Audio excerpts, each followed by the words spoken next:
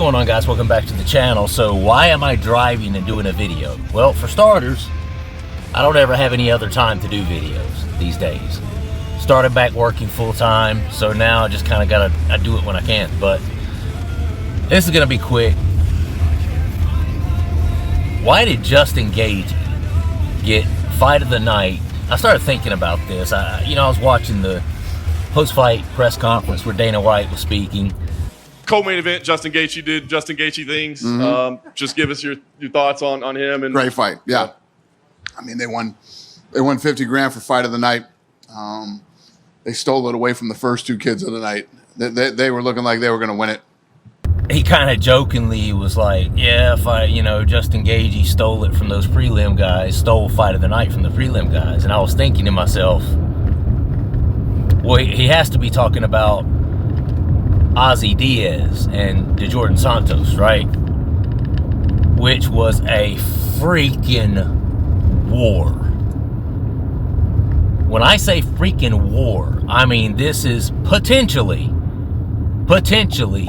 I mean next to Forrest Griffin and Stefan Bonner back in the days of old, this is potentially one of the most action-packed, like, fun fights I've ever seen. A complete and utter slugfest that was. Okay? Fun as hell fight. Alright?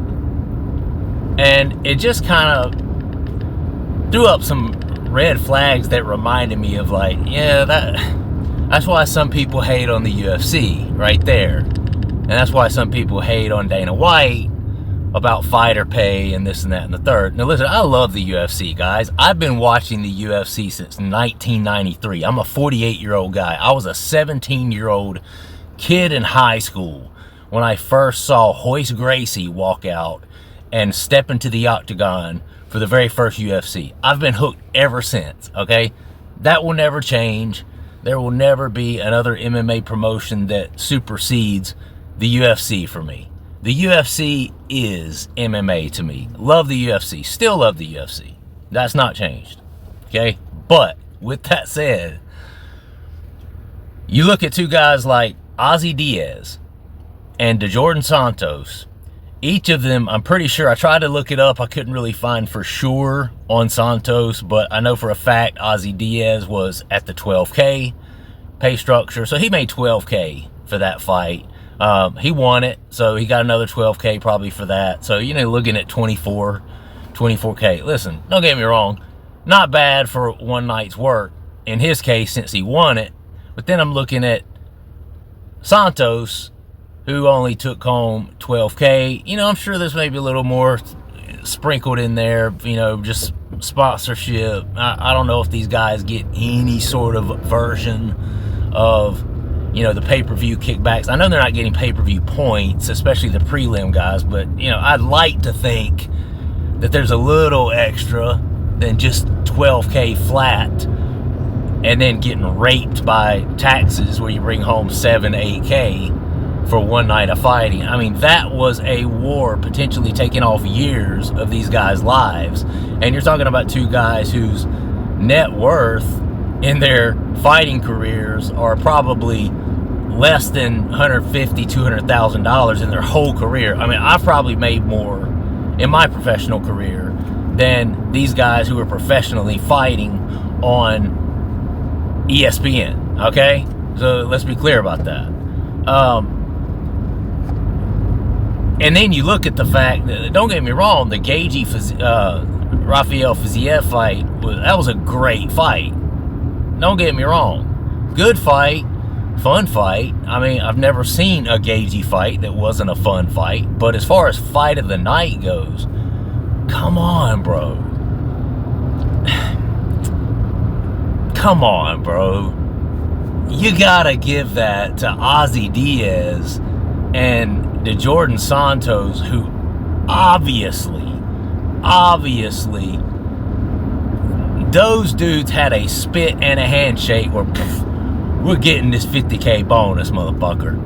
I mean, you could tell by the way these guys were going at it that I mean, I don't know if they messaged each other backdoor on social media before the fight happened, or if it was just something that when they looked into each other's eyes in the face-offs, they just knew, yeah, brother, we're going in, and we're winning this extra $50K each for our families. We're doing that. You know, whatever it was, that was one of the best, most fun, most action-packed, most in the phone booth swinging, trying to take each other's heads off fights I've ever seen in my life. I did not sit down one split second of that fight. It was that fun. Just a fun-ass fight. And to hear Dana White sit there and just very nonchalantly, yeah, Justin Gaethje stole that from it. No. That's fucked up, man. And I looked it up. You know, Justin Gaethje, his reported worth is something around $5 million. You know? I mean, as far as professional athletes go, I mean, that's not like wildly rich, of course, or wildly wealthy. But, you know, that's just his fight purse earnings. I mean, you have to think, you know, just with, you know, commercials and different sponsorships and stuff like that, I'm sure he's worth more than that. But just, bottom line, Justin Gaethje is worth a hell of a lot more than Ozzy Diaz and freaking Djordan Santos, who probably took 10 years off of each other's lives in that fight that night.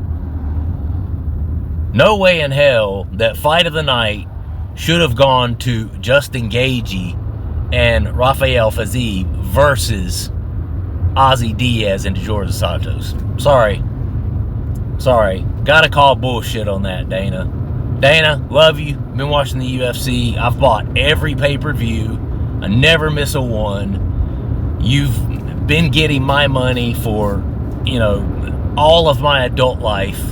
Okay? So, it is what it is. It is what it is. But I call bullshit on that. And if it was one of those things where, because Justin Gaethje agreed to stay on the card, which in part probably saved the card, the fact that Dan Hooker got injured, couldn't be on it. Everyone was looking forward to that fight. Really fucked up the card when Dan couldn't make the fight. Justin agreed to stay on there. That's a really company man sort of move. And it was really cool of Rafael to take that fight on, you know, short notice like he did. It was a good fight. Was a fun fight. But if you just felt like you had to reward those two guys because Justin Gaethje made a concession in fighting Fiziev as opposed to Dan Hooker last minute, and then Rafael was willing to step in and fight a killer like Justin Gaethje on short notice, if you just had to give it to them because they saved your ass and saved the card, that's fine. But at least come out of your fucking pocket with $50K and $100K more. I'm sorry. At least come out of your pocket with an extra $100K for fucking broke ass Ozzy Diaz and Djordan Santos. I mean, that to me was just a really tight-fisted move. And I thought that Dana White should have said, well, we gave the fight of the night to Justin Gaethje and them, but you know what? Ozzy Diaz and fucking Djordan Dos Santos left it all in the octagon, and we decided, you know what? We got an extra $100K we can drop to these guys because they went in there and fucking showed the world, not only the fans, but all the other fighters in the UFC, how you're supposed to fight if you're trying to get the fight of the night bonus. I'm sorry. I understand knockout of the night, performance of the night, all that. You know, they shouldn't have got that. But fight of the night? Fuck that, dude. Fine. You want to give it to Gaethje and Fiziev? Fine. But that shit should have also gone to Ozzy Diaz and to Djordan Santos. Sorry. Just my take. That was greedy. That was tight-fisted. The UFC and Dana White needs to do better on that. And you know that Dana White can make those calls at the drop of a hat anytime he wants to. So you know if he had wanted to make that happen, he absolutely could have. So that's just my thought on it. Very greedy-ass move by the UFC and Dana White, but love it anyway. I'll still watch. It's my favorite sport.